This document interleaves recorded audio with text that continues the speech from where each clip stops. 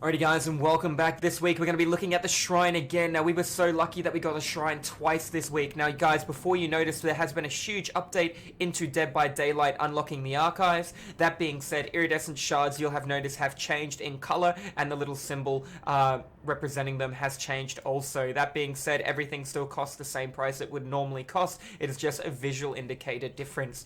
Now we can see we've got Haunted Ground, which is a teachable unlocked by the Spirit, a very powerful perk. We're looking at Detective's Hunch as well, which is a mediocre perk, not too great. We got Empathy, and finally we got one of the best blood point farming perks, if not the best blood point farming perk in Dead by Daylight.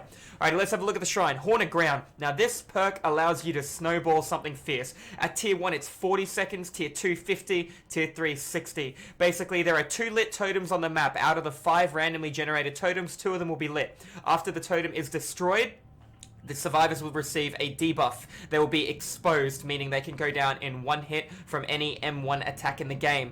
Do keep in mind this means a spirit can M1 down you, so can a nurse, so can anyone requiring their M1ing you. However, if a pig were to crouch and ambush attack you, that wouldn't down you in one hit. If a huntress throws an axe at you, that's not going to down you in one hit. Any of these different effects, if a plague were to have the corrupt vial and hit you with that, you're not going to go down in one hit. So it only works off M1 attacks. This being said, it is very devastating because it allows you to snowball and win games.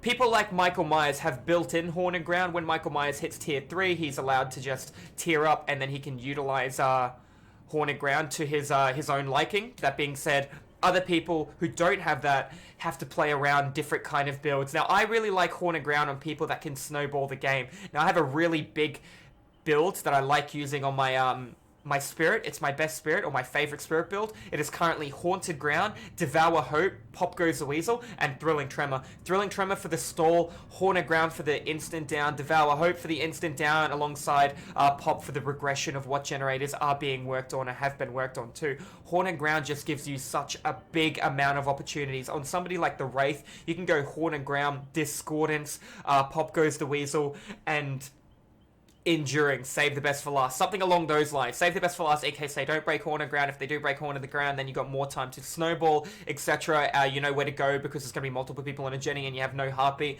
Haunted Ground is by far one of the better teachables unlocked in Dead by Daylight that you need to purchase a DLC for. I can highly recommend getting it.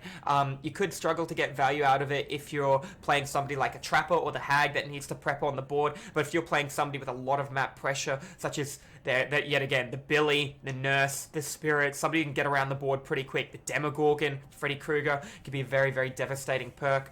Even the Wraith.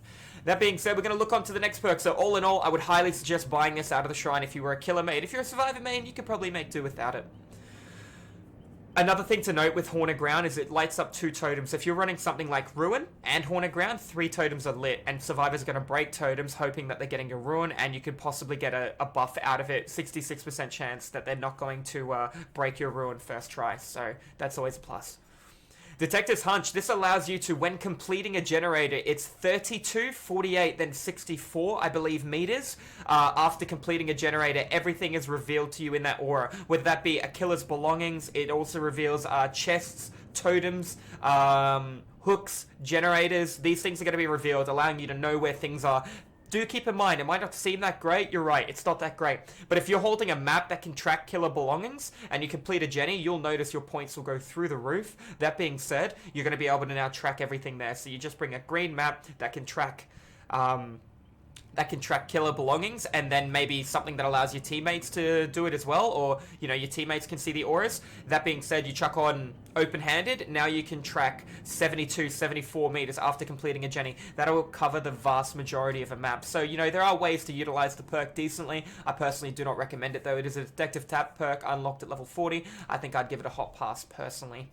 Moving on to the next one is called Empathy. Now, Empathy allows you to see dying or injured survivors pretty much the entire board. Alright, it's 64 meters by default. It goes up. I don't remember what max is. I think it's 128 meters. It allows you to see almost the entire board when a survivor is hurt. It works really well hand in hand if you're new to Dead by Daylight with a perk called Alert. Alert allows you to see the killer's aura when they break generators or when they break pallets. So if you have empathy and Alert, you can see the killer looping or getting looped by the survivor at the same time. So you know exactly what's going on while you're repairing on a Jenny, and you got a little sideshow to watch. It's not bad. Would I recommend unlocking this teachable? No, it's a level 30 teachable by Claudette. You can get it with about 800k blood points in the game period. So no, I wouldn't recommend it at all.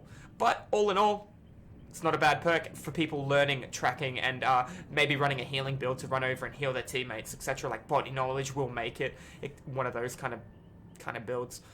Moving on to the next thing, we got BBQ and Chili. Now, this is by far the best thing in the shrine. Now, if you were unaware, the shrine that dropped yesterday actually had Ruin in it, and now the shrine that dropped today had BBQ and Chili in it. So I think some people are going to be a little bit not happy about 2 shrine drops, especially with 1 day apart. But BBQ and Chili, goodness me, what a perk. Basically, when you hook a survivor, any survivor that is not within 40 meters has their aura revealed bright pink, much like Object of Obsession, but it's one way. Bright pink for 4 seconds. You can see every single player on the board, but even the guy on the hook. So you're going to hook him, see Jeff, Dwight, and then maybe Claudette searching through the basement chest for a med kit, and you know where everyone is. Alternatively, though, survivors can crouch behind a generator and try and hide from line of sight, because the generators are pink as well, so they kind of blend in a bit.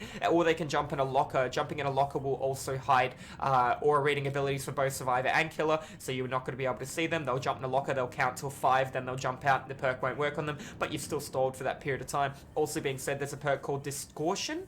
Distortion allows you to block aura reading abilities by the killer. It does work with Object of Obsession, but you're going to chew through your stacks really fast. That being said, it's pretty damn good when it comes down to somebody that you know has BBQ and Chili, but at the same time, I personally can't recommend the perk when there are other better options on the table. So all in all, looking at this week's shrine, I would guarantee buy BBQ and Chili. It gives you 100% extra blood points if you've hooked everyone. Very, very important, very, very crucial, and a devastatingly amazing perk. That being said, we're going to go to Haunted Ground as well. Haunted Ground is also a phenomenally amazing perk. I would personally buy both of these perks out of the shrine, and if I could only afford one, it'd be BBQ and Chili. These two right here, personally, they're not too bad. This has to be unlocked by DLC. This has to be unlocked by DLC. This has to be unlocked by DLC. This doesn't. This is by far superior, followed by this and this. Once again, I'll say it again, unlock BBQ and Chili. It's going to allow you to progress 100% quicker because it gives you double blood points. Alrighty guys, that's going to be all for this week's shrine. If you want to know anything more about it, I'll be more than happy to walk you through it. If you guys are unaware, I will be releasing another video very soon in regards to the archives, which is a brand new feature released into Dead by Daylight. So we'll be going through this and explaining all this to you guys and the rewards you guys can receive for doing it also. Anyways guys, thank you for watching, and I'll see you in the fog. I'll see you next time.